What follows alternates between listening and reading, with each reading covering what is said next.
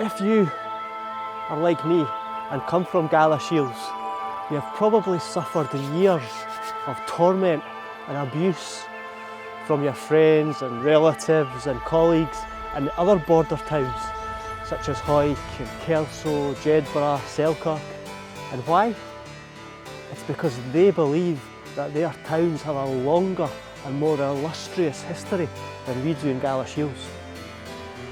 But what I'm going to do today is prove to you that far from having a less history, the town and the valley of Galashiels actually have a longer and actually more important history than they do in Hawick or Kelso or Jedburgh or Selkirk.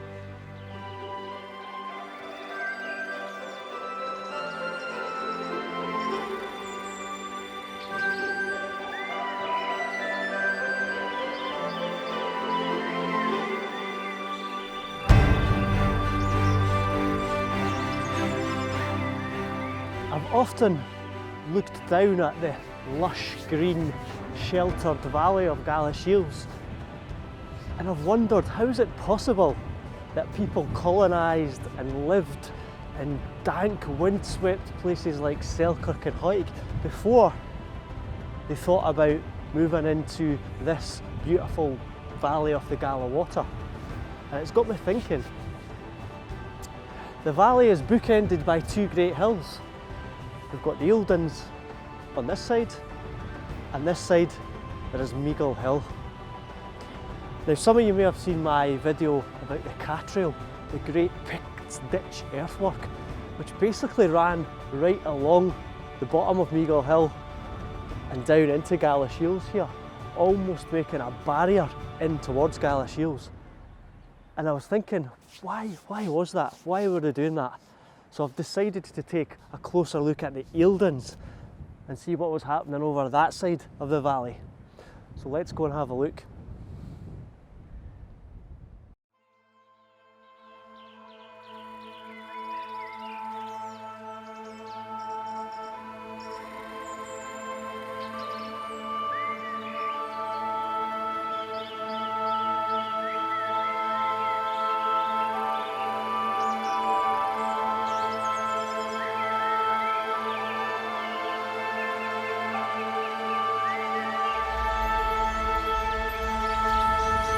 Now, there is some debate, but it's almost beyond doubt that the Catrail, this great boundary barricade line across this side of Galashiels, was built, maintained and manned by the Selgavai, the wild tribesmen of southern Scotland in the 1st century. But why did they build this? Why did they not inhabit the valley of Galashiels? And if they did build it, who were they defending against or attacking even against?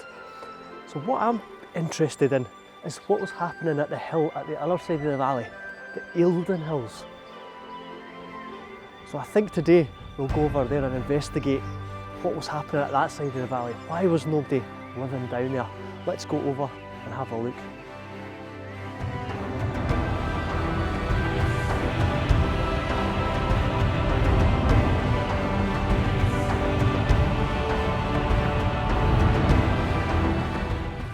This is North Eildon Hill. Quite simply, the most sought after and strategic point in the whole of the Scottish borders, and probably even south of Scotland in the 1st century. Now it's kind of common knowledge that the summit of the hill was a hill fort. The ramifications can still be seen around the top of the hill. But what's less known is the hill fort up there was merely the pinnacle of a huge complex which extended right around the bottom of the hills. The hills offer a great view right down the valley, right across to Meagle Hill and the Catrail and the Selgavai tribes that were across there. Let's go and have a look around the other side of the hill to see what really was at the front there.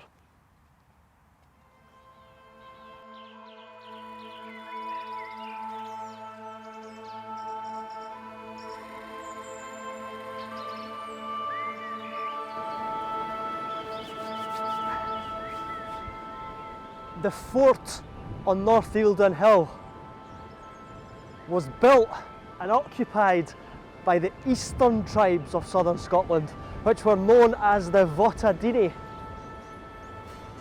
But the fort on top of the hill was merely the pinnacle of a huge complex spanning the base of the Eildons here. Animal enclosures, holy wells, residential houses, the works, everything under here. But the real thing that I'm interested in today was the battlement line drawn round the perimeter of the complex to ward off any invading Selgovae or anybody else who fancied their chances. Historians tell us this military road stretched right round the Eildon complex from the Tweed to Rochester Fort in the south. And what I hope to do today is go and see if any evidence of this military barricade still exists.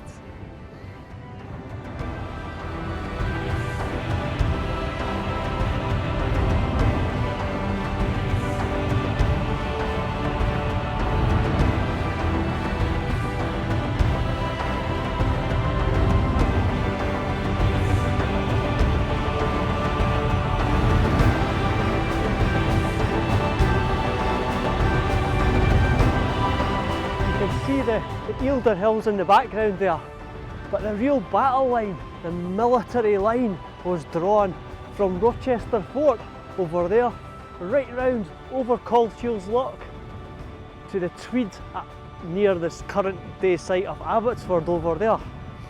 But here at Ladymoss, you can actually see the ditch that was built here, the battle line that was drawn between the tribes in the Eildons and the guys over in Galashiels, the Selgovae. Now this was the most substantial ditch earthwork that's been uncovered in the borders to this day. It's huge, and archaeologists believe it was designed to stop the charioteers, the wild men of the Selgovae, from over in the Galashiels Valley.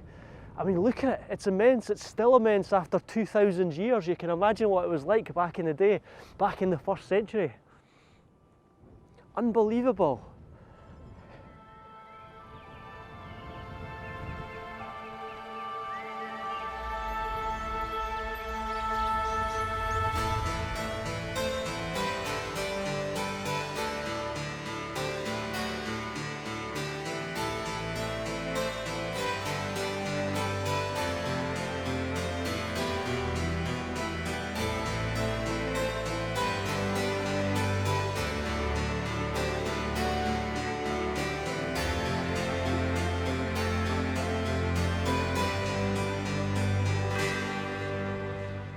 The Eildon Hill complex has a real natural defence right round the north and south sides, and that is the River Tweed.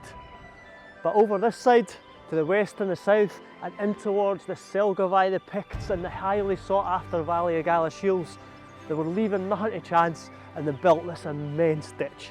You can see it again travelling right into the loch here at Ladymoss, over the hill there to Galashiels and right down to the Tweed. Totally formidable defence.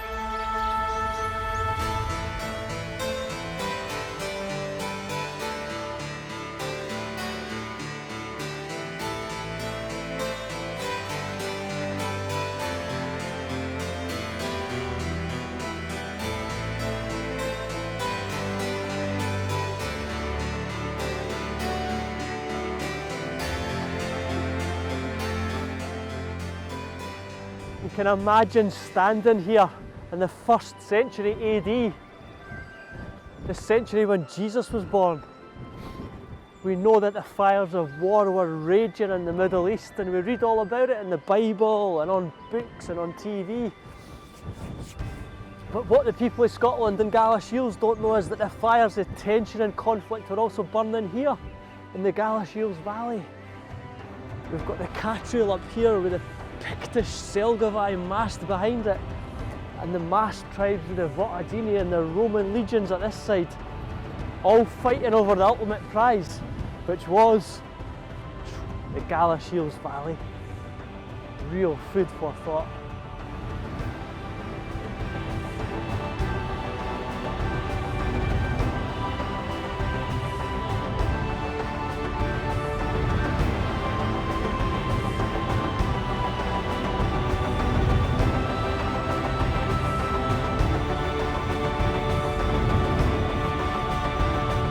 So, my original question, who were the original people that inhabited the Galashiels Valley? Well, the truth is, I don't have the exact answer, but my theory is this.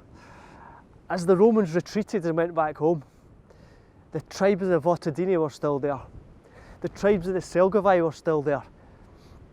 And as other border towns in the early 1st millennium flourished, I believe the Valley of Galashiels was still hotly disputed, very hotly disputed between the two tribes. Nobody had the courage to come in and colonise the place. But what I do believe is whoever did at some point have the nerve to come in and make the valley their home, this lush green place, this Jerusalem of the Scottish borders, they must have been very, very brave or very, very clever. And that is probably why Galashiels has flourished to where it is today, the biggest and most successful town in the Scottish borders, because of these original inhabitants.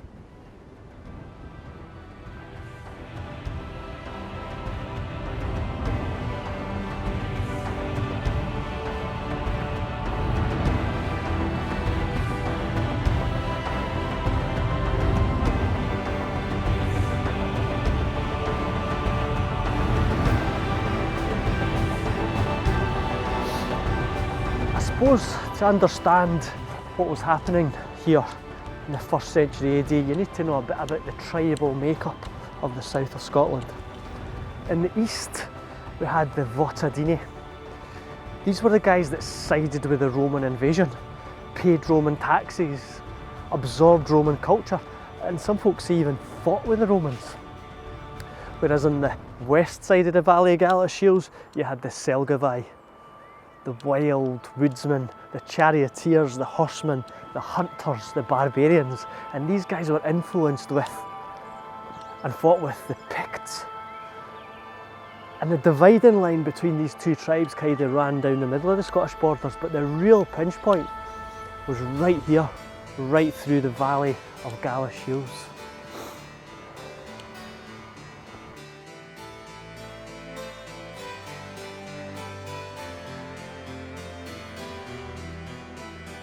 Anyway, that's my theory.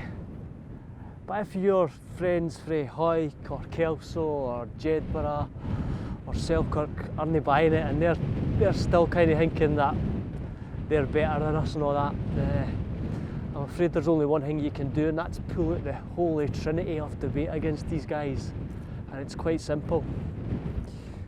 1, McDonald's. 2, train station. And 3, 3-screen multiplex. Stay down.